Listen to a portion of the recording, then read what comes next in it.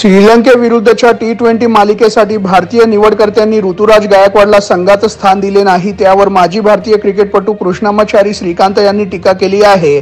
शुभमन गिल प्रमाणे प्रत्येक जण लकी नसतो असा टोलाही त्यांनी लगावला आहे।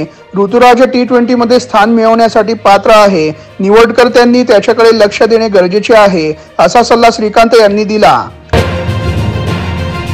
श्रीलंकेविरुद्धच्या टी20 मालिकेसाठी सूर्यकुमार यादवला कॅप्टन बनवण्यात आले आहे।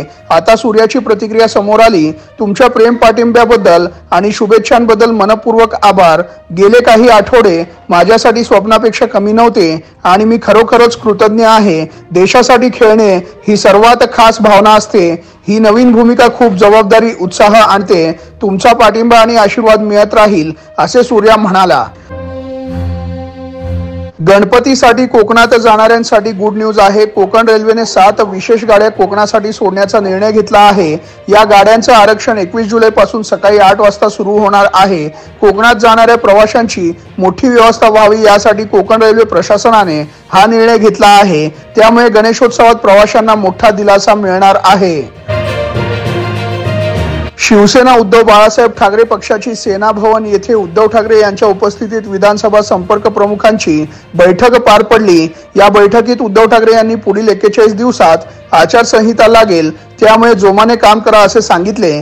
तसेच 4 ऑगस्ट ते 11 ऑगस्ट पर्यंत भगवा सप्ताहाचे आयोजन करण्याचेही विधानसभा संपर्क प्रमुखांना सांगण्यात आले आहे। त्यामध्ये विविध कार्यक्रम आढावा बैठका घेण्याचे आदेश देण्यात आले। मनोज जरांगे पाटील आजपासून पुन्हा एकदा उपोषणाला बसले आहेत। त्यातच आता लाडकी बहीण योजनेवर त्यांनी केलेल्या वक्तव्याची चर्चा होत आहे। मराठा, ओबीसी, धनगर बांधवांना आपापसात लढवून यांची लाडकी योजना सुरू आहे। कदाचित ते लाडकी मेव्हणी योजनाही आणतील। या योजनांमुळे लोक रांगेत लागले आहेत। ते रांगेत उभे राहूनच आनंदी आहेत। तेवढ्यात आचारसंहिता लागू होईल। एकदा निवडणूक झाली की मग योजना बंद होईल असे ते म्हणाले।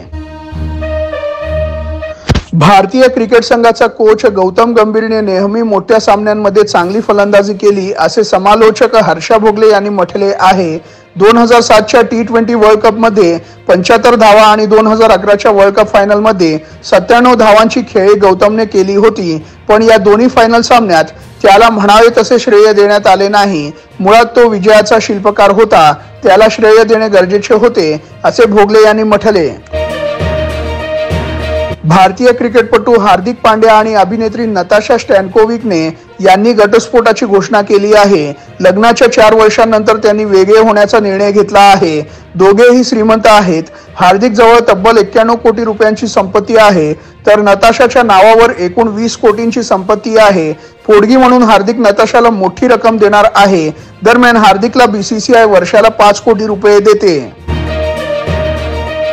अभिनेता जहीर इक्बालने एका मुलाखतीत अभिनेत्री सोनाक्षी सिन्हासोबत आपल्या पहिल्या भेटीचा खुलासा केला आहे। सोनाक्षीला मी सलमान खानच्या गॅलेक्सी अपार्टमेंटमध्ये भेटलो होतो असे जहीरने सांगितले आहे। 2017 मधील आमची ही पहिली भेट होती। त्यावेळी मी सोनाक्षी सोबत जवळपास 5 तास बोलत होतो असे जहीरने सांगितले। दरम्यान जहीर आणि सोनाक्षी यांनी नुकतेच लग्न केले आहे, त्यामुळे त्यांना ट्रोलही केले जात आहे। महिला आशिया चषकात भारताचा पहिला सामना काल पाकिस्तान सोबत झाला। या सामन्यात भारताने पाकिस्तानचा 7 गडी राखून पराभव केला। या सामन्यात पाकिस्तानने पहिल्यांदा फलंदाजी करताना भारतासमोर 109 धावांचे आव्हान ठेवले होते। भारताकडून स्मृती मंदानाने 45 धावांची खेळी केली, तर शेफाली वर्माने 40 धावा केल्या। मुस्लिम विवाह कायदा व तलाक नोंदणी कायदा आसाम सरकारने रद्द करण्याचा निर्णय घेतला। लैंगिक अन्याय व बालविवाह रोखण्यासाठी हा निर्णय घेण्यात आला आहे। याबाबत मुख्यमंत्री हिमंता बिस्वा शर्मा यांनी माहिती दिली। याबाबतच्या अध्यादेशाचे विधेयक बनवल्यावर एक नवा कायदा येईल, ज्यात मुस्लिम विवाहांची नोंदणी 18 आणि 21 वर्षाच्या कायदेशीर वयोमर्यादेत शासकीय कार्यालयांमध्ये करण्यात येईल असे ते म्हणाले। छत्रपतींच्या गडकिल्ल्यांचे पावित्र्य राखणे हे आपल्या सगळ्यांचे कर्तव्य असून त्यासाठी अनेक गडकिल्ल्यांच्या जतन संवर्धनासाठी निधी दिला आहे। खासदार उदयनराजे भोसले यांच्या अध्यक्षतेखाली प्रतापगड विकास प्राधिकरण स्थापन करून गडाचे जुने वैभव परत आणण्यासाठी 150 कोटींची तरतूद करत असल्याचे यावेळी मुख्यमंत्री एकनाथ शिंदेंनी जाहीर केले। काँग्रेस प्रदेशाध्यक्ष नाना पटोले यांनी पक्षाची बैठक पार पडल्यानंतर पत्रकार परिषद घेत महत्त्वाची माहिती दिली। 20 ऑगस्ट रोजी माजी पंतप्रधान स्वर्गीय राजीव गांधी यांची जयंती साजरी केली जाणार आहे। यासाठी काँग्रेसचे बडे नेते उपस्थित असणार आहेत। यावेळी विधानसभेच्या प्रचाराचा नारळ फोडणार आहे असे त्यांनी सांगितले। तसेच महाभ्रष्ट युती सरकारला सत्तेतून बाहेर काढणे हाच काँग्रेसचा संकल्प आहे असे ते म्हणाले। छत्रपती शिवाजी महाराजांची वाघनखे साताऱ्यात ठेवण्यात आली आहेत। यावर आता मनोज जरांगे पाटील यांनी प्रतिक्रिया दिली आहे। राज्य सरकारने वाघनख भारतात आणले हे अतिशय चांगलं काम केलंय। मी ही वाघनखे पाहण्यासाठी जाईल असे ते म्हणाले आहेत। आमचा मंत्री शंभूराज देसाई यांच्यावर विश्वास आहे। ते काय करायचं ते करतील। उद्याचे उपोषण होणारच असे ते म्हणाले। जालन्यातल्या अंतरवाली सराटी येथे ते बोलत होते। समनक जनता पार्टी आणि काँग्रेसने युती केली आहे।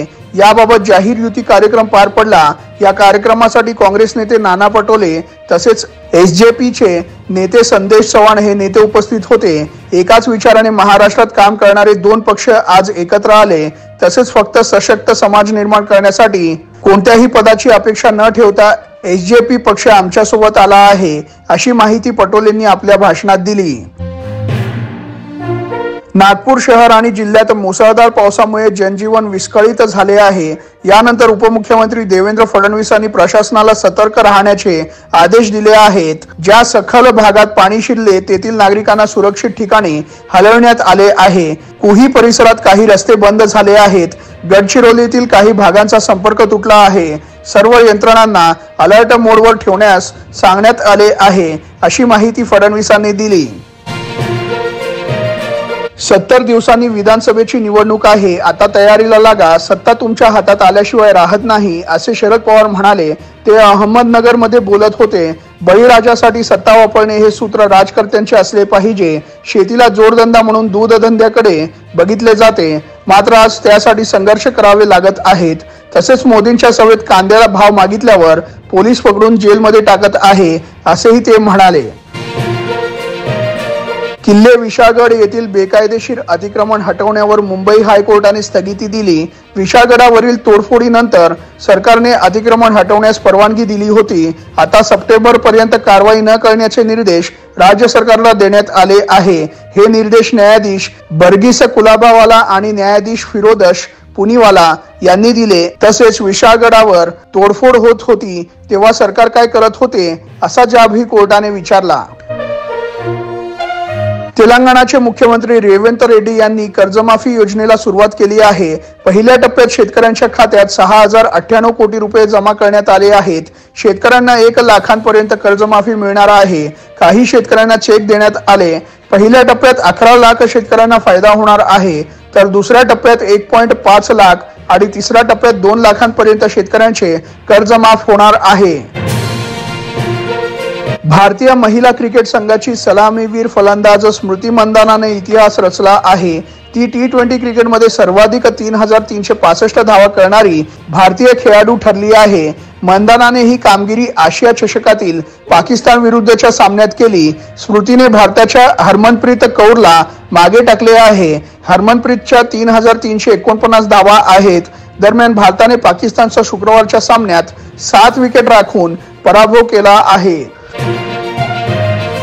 टेस्ला कंपनीचे सीईओ आणि अब्जाधीश इलॉन मस्क यांनी पंतप्रधान नरेंद्र मोदी यांचे कौतुक केले आहे। मोदी एक्सवर सर्वाधिक फॉलो केले जाणारे जागतिक नेते ठरले आहेत। त्या निमित्ताने शुभेच्छा देणारे ट्विट मस्क यांनी केले आहे। मोदी यांचे आता एक्सवर 10 कोटीपेक्षा जास्त फॉलोअर्स आहेत। सत्तेत असताना सर्वाधिक फॉलो केले जाणारे मोदी पहिले नेते आहेत। गेल्याच महिन्यात मोदी तिसऱ्यांदा भारताचे पंतप्रधान बनले।